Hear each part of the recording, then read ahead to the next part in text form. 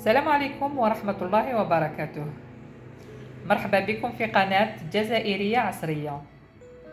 طبق اليوم هو طبق جزائري تقليدي عاصمي يفكرنا في أيام الزمن الجميل.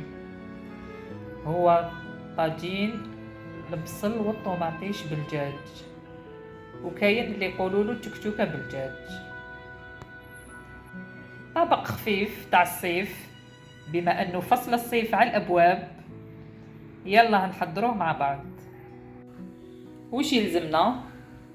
أطراف تاع دجاج،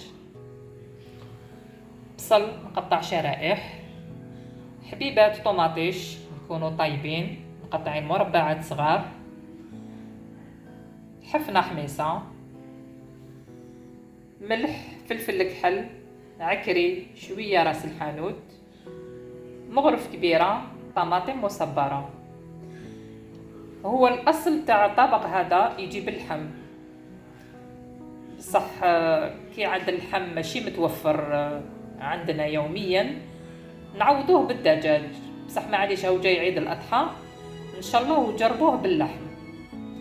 نبداو على بركة الله. في طنجرة حطيت شوية زيت،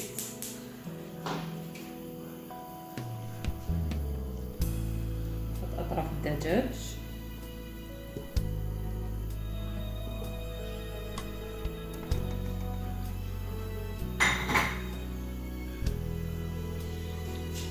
نحط معاهم شوية بصل يتقلى،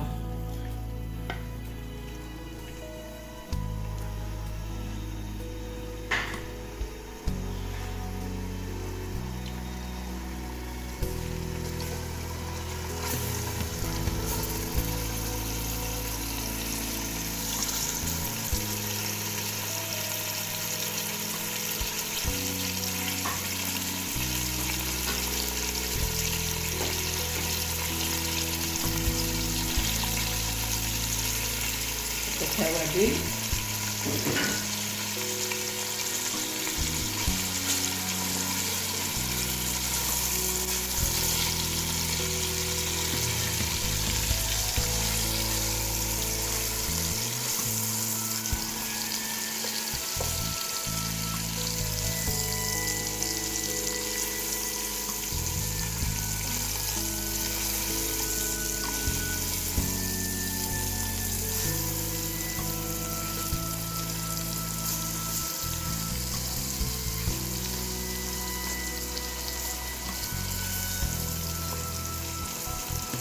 نخلوهم يتقلاو على نار قليلة.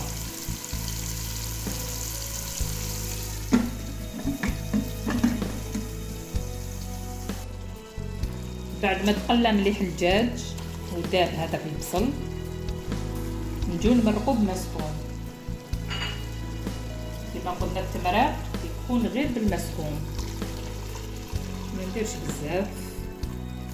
هذا من بعد البصل والطماطيش هادوك هما اللي حيطلقوا الماء تاعهم. نزيدنا ماء الحميصه،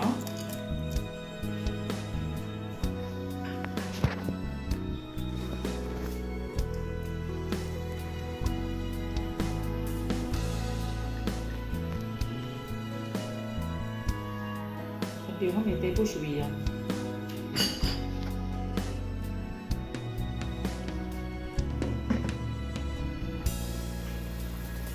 بعد ما طابت الحميصه شويه برك دخلها طياب، انا نحي الدجاج،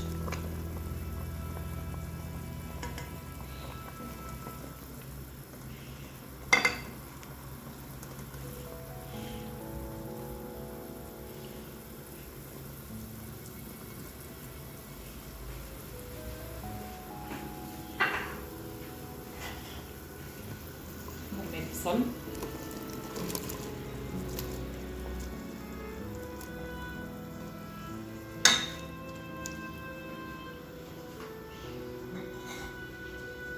نزيد الطماطيش بلا ما نزيد الماء، هما دوك يطلقوا الماء ويطيبوا في ماهم.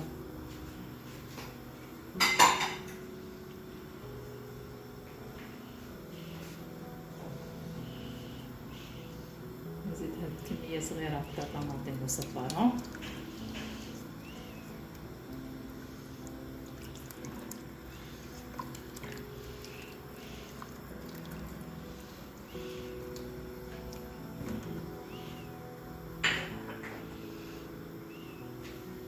ونعاود نستف هذاك الدجاج من فوق يكمل يطيب معاهم.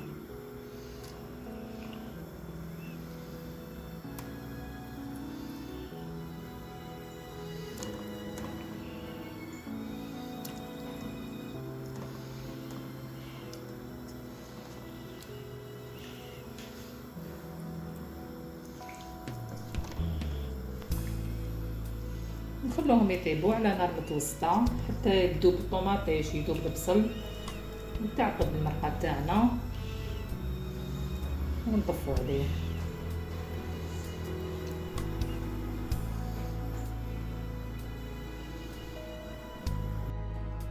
الطبق تاعنا راني طفيت عليه، جا عاقد ما شاء الله.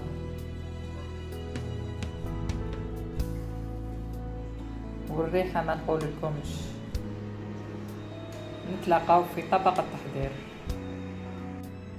اجي البصل والطوماطيش بالدجاج راهو حاضر معانا، والله شهي بنين ساهل التحضير. وعيد الأضحى على الأبواب، ننصحكم تجربوه باللحم، راح يكون مذاق أروع. جربوه وما تندموش.